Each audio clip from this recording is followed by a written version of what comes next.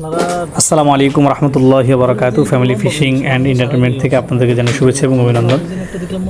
খুবই দুঃখের সাথে আজকে এই ভিডিওটি। আমার প্রজেক্ট আপনারা ইতিপূর্বে দেখেছেন। আমার প্রজেক্টের মধ্যে ছোট্ট একটা প্রজেক্ট, বেশ কিছু মাছ ছাড়ছিলাম বেশ কিছুদিন হইল, বাট গতকালকের বৃষ্টিতে একবারে পুরো আমার প্রজেক্টের অবস্থা খুব খারাপ করে ফেলছে। তো রাত্রে প্রায় 12:30 বাজে আমার ছোটো ভাইকে নিয়ে বের হলাম। বের হয়ে তারপরে প্রজেক্টের অবস্থা দেখলাম খুবই ভয়াবহ। তো প্রজেক্টটা তারপরে কীভাবে কী করা যায়, সমস্যা হলো গিয়ে পানি উঠার কারণে এত পরিমাণ বৃষ্টি হয়েছে।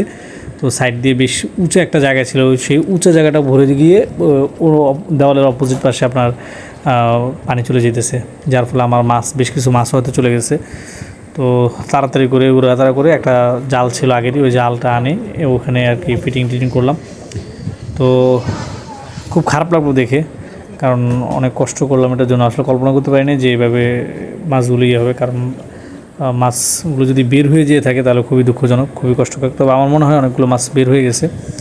তো এই যে দেখেন বৃষ্টিতে পুরো একবারে সব ভরে গেছে, একবারে দেওয়ালের ওই পার আর এই পার সমান সমান পানি হয়ে গেছে।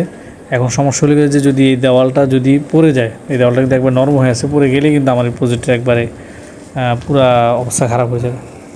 তো সবাই একটু দোয়া করবেন খাস করে, যেন সব কিছু ঠিকঠাক থাকে। বেশ কিছু গাছ আছে, ফল গাছ আছে, তারপর আপনার মরিচ গাছ আছে, সব হয়ে গেছে। এই যে এখানে দেখেন কই মাছ কিন্তু উপরে উঠে গেছে, দেখছেন?